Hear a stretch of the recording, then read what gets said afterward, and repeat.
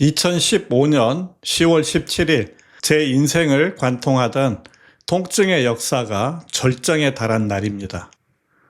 허리에서 뚝 하는 소리와 함께 칼날 같은 통증이 박혔습니다.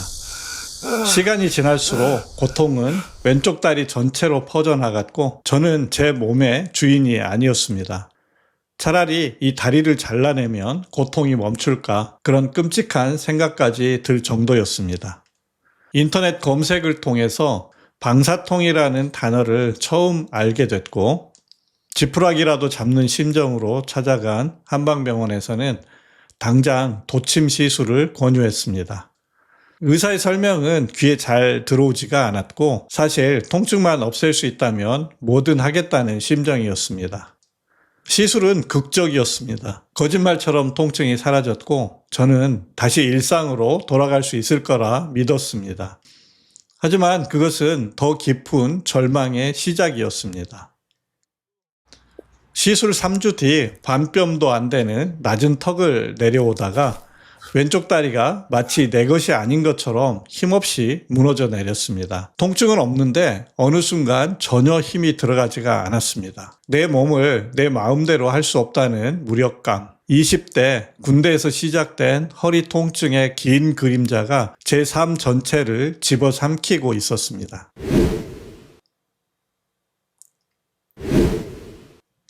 모든 것은 22살 군 시절에 시작되었습니다. 훈련 중 다친 허리는 제대 후에도 저를 놓아주지 않았습니다. 광고회사에 취업해 밤낮 없이 일했습니다.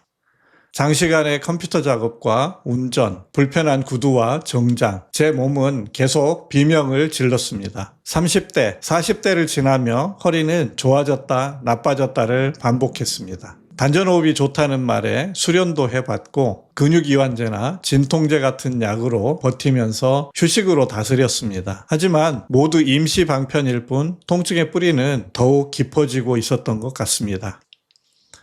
그러다 50대가 되면서 급기야 허리 시술 후 다리 힘이 빠져 쓰러지는 앞서 상황이 되었던 것입니다. 무너진 다리 힘을 키우기 위해서 운동을 시작했습니다. 남산을 걷고 한강변을 달렸습니다. 하지만 하나의 문제를 막으려고 하자 다른 곳에서 다른 문제가 터져 나왔습니다. 2016년 말 이전에는 전혀 없던 증상이 나타났습니다. 이번에는 오른쪽 무릎이 고장났습니다. 진단명은 퇴행성 관절염이었습니다. 약과 여러 치료는 효과가 없었고 아직 젊어서 아깝기는 한데 더 나빠지면 수술하는 수밖에 없다는 말만 되풀이했습니다.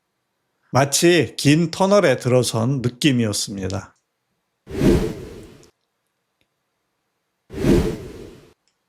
(2017년 10월) 그날도 저는 절박한 심정으로 인터넷을 헤매고 있었습니다.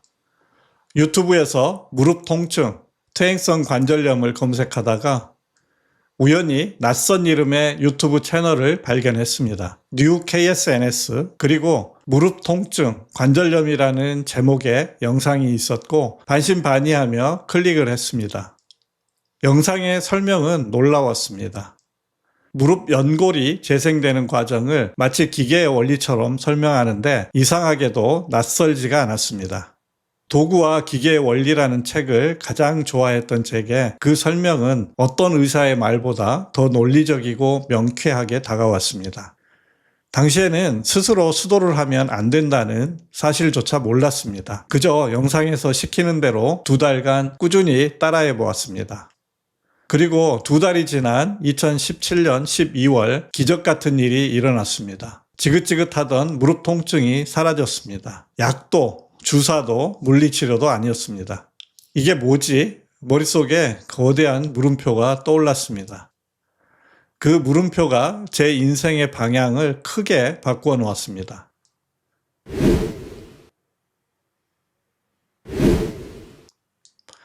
2018년 저는 스본수도를 깊이 파고들었습니다. 새로 올라오는 영상을 반복해서 보고 이해가 잘 되지 않자 전체 영상을 녹취하기 시작했습니다. 녹취를 토대로 영상에 나오는 증상별 수도 포인트를 모두 정리하고 암기하려고 노력했습니다.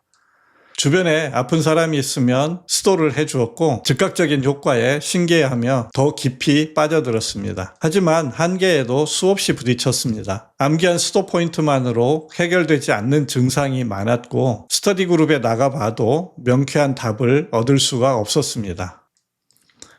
독일 연수를 다녀온 제자와 독일 연구소가 주최하는 세미나 참가자 중심의 우리 식구와 영상을 보며 스터디 그룹을 만들어 함께 공부하는 짝퉁 사이에 보이지 않는 벽이 존재했습니다. 직장인으로 시간을 내서 독일에 가거나 세미나에 참가할 여력이 없었던 저는 그 짝퉁 그룹에 속해 있었습니다.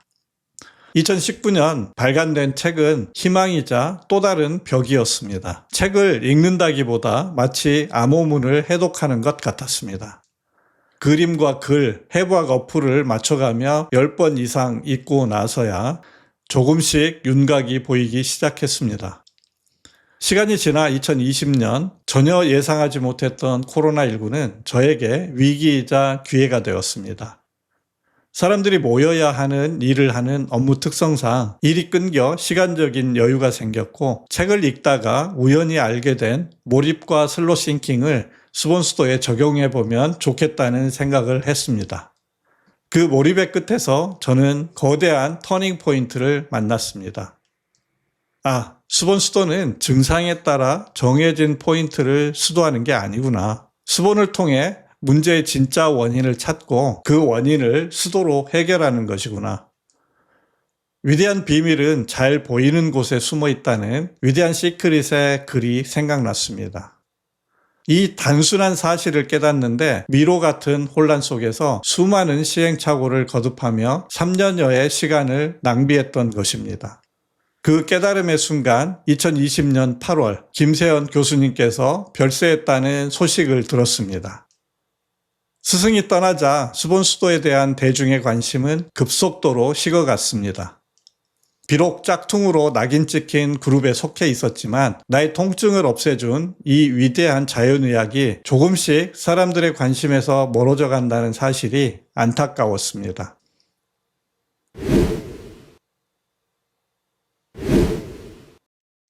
무엇이라도 해야겠다고 생각했습니다.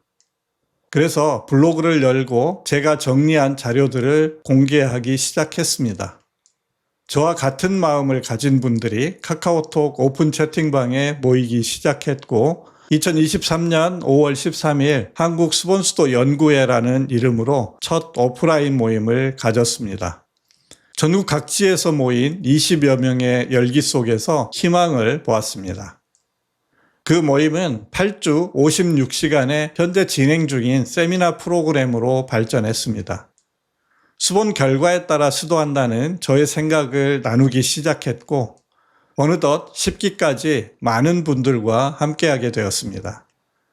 하지만 배움에 대한 열정은 있으나 거리나 시간 등 여러 이유로 오프라인 세미나에 참석하지 못하는 분들의 안타까운 목소리도 많았습니다. 그래서 2025년 6월부터 더 많은 분들을 위해 유튜브 영상 세미나를 시작했습니다. 영상이 오프라인 세미나를 완전히 대체하지는 못하지만 이론 부분, 사전학습은 충분하리라 생각합니다.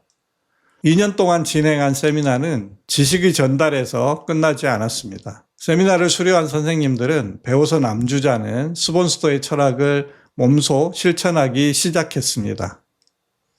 세 곳의 장애인 기관에서 2년이 넘는 기간 동안 매주 꾸준히 수본수도 봉사를 이어가고 있습니다. 그뿐만 아니라 소외지역 봉사활동, 해외 봉사활동, 발달장애 인식 개선 활동 등 다양한 사회공헌 활동을 진행하고 있습니다.